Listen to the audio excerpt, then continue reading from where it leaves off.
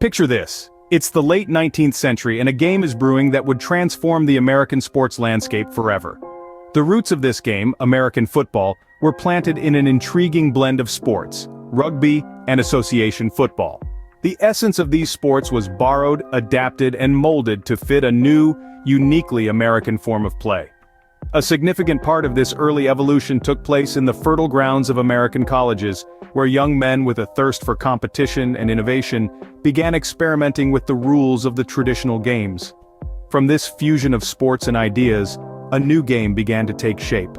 A game that was rougher, more strategic, and in many ways, more exhilarating than its predecessors.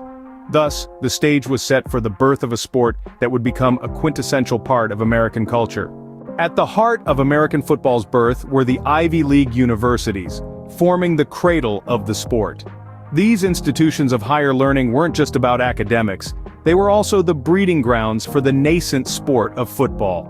The Ivy League universities, with their reputation for tradition and prestige, were ideally suited to shape and mold this emerging sport. Harvard, Yale, Princeton, and others were not just bystanders, but active participants in the evolution of the game.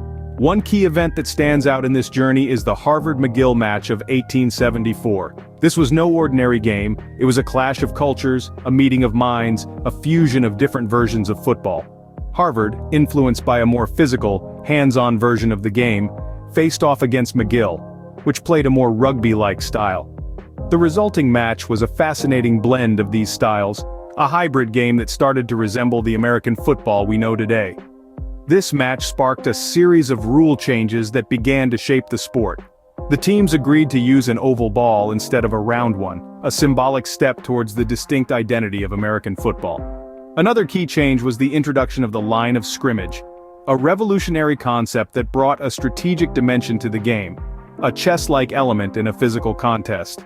These changes didn't just happen, they were the result of intense debates, discussions, and compromises among the Ivy League universities. They were actively working to create a game that was uniquely American, a game that reflected their values of hard work, strategy, and teamwork. The Ivy League influence wasn't limited to the rules of the game.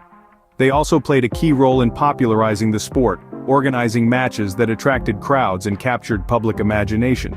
The annual Harvard-Yale game, known as The Game, became a high point of the social calendar, drawing attention to the sport and building its fan base. And so these prestigious institutions became the architects of the early game, laying the groundwork for what we know as American football today.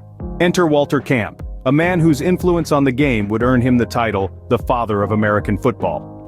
A former student and player at Yale University, Camp was instrumental in carving out the rules that would separate the sport from its rugby and association football predecessors.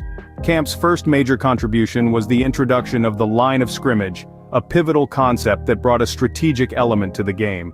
This innovation made the sport more tactical, allowing teams to plan and execute intricate plays. But Camp didn't stop there. He also introduced the snap, a move that starts each play. Picture this.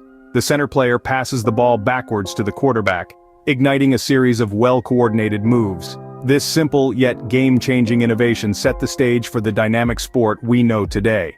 Camp also played a crucial role in defining the points system, which included touchdowns, field goals, and safeties.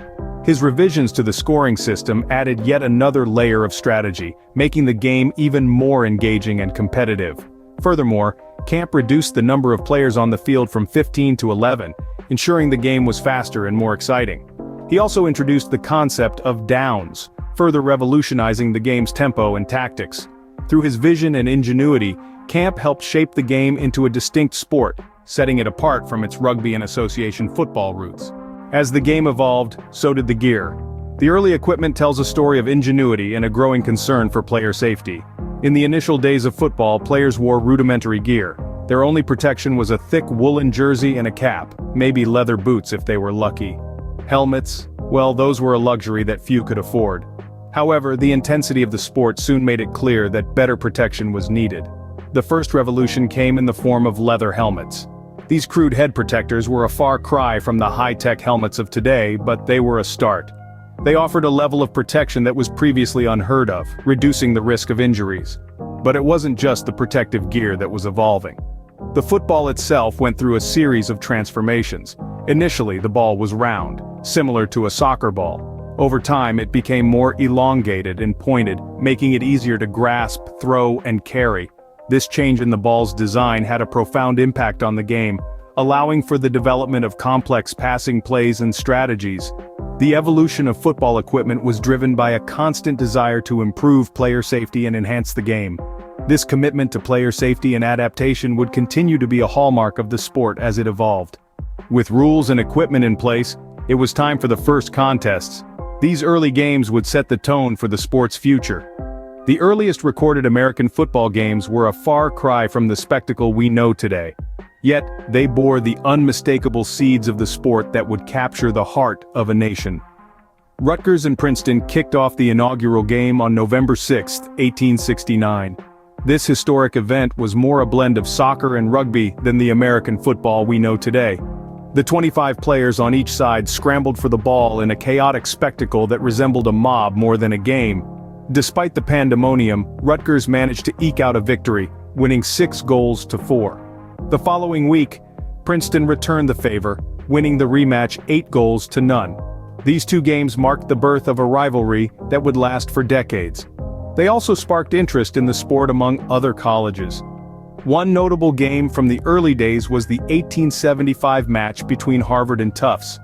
This game, played under the Boston game rules, was the first to feature an egg-shaped ball, a precursor to the modern football. The Harvard-Yale game of 1876 was another milestone. It marked the first use of a round ball and introduced the concept of downs. It also laid the groundwork for the Intercollegiate Football Association, the first football league in America. These games were not without their hiccups. They were often marked by confusion, with players and spectators alike struggling to understand the rules. Yet, they were also filled with passion, camaraderie, and an infectious enthusiasm for the game. Anecdotes from these pioneering contests paint a picture of a sport in its infancy, full of potential and brimming with excitement. They also serve as a reminder of how far the sport has come, from a chaotic, rule-less scramble to a disciplined, strategic contest. These early contests ignited a passion for the game that would soon sweep across the nation. As the sport gained traction, it started to leave its mark on American culture. The burgeoning popularity of American football was nowhere more evident than in the hallowed halls of colleges and universities across the country. The sport had found a home in academia, and the campus grounds became the stage for some of the most thrilling contests. College football swiftly evolved from being a mere pastime to a celebrated tradition.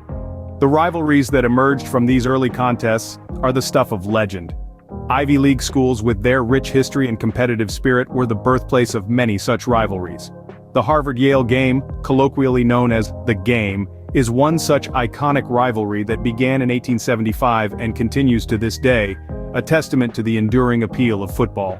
These rivalries were not just about the sport, they were about pride, tradition, and community. They served to strengthen the bond among students and alumni, fostering a sense of belonging. The excitement of game day, the rush of adrenaline, the camaraderie among fans, all these elements contributed to the cultural fabric of the colleges. The establishment of the first college football association was another significant milestone. It helped bring structure and uniformity to the sport, paving the way for the organized leagues we see today. As we delve deeper into the late 19th century, we find that football was not just limited to college campuses. It had seeped into the wider American society. The emergence of Thanksgiving football games, for instance, intertwined the sport with one of America's most beloved holidays, further cementing its place in the nation's cultural psyche. American football was no longer just a game, it was a spectacle, a unifying force, a source of community pride, and a symbol of American tenacity and ingenuity. The sport became more than just a game. It became a cultural phenomenon, an enduring part of the American identity. From its humble beginnings to its rise as a cultural icon, the birth of American football is a tale of innovation, passion, and endurance. Remember, this game evolved from the rudimentary forms of rugby and soccer, shaped by Ivy League universities defined by Walter Camp, and enriched by the evolution of equipment and thrilling contests. Despite early challenges, it emerged triumphant, becoming an integral part of our culture. Today, American football stands as a testament to the spirit of the times in which it was born, an enduring symbol of American culture and sportsmanship.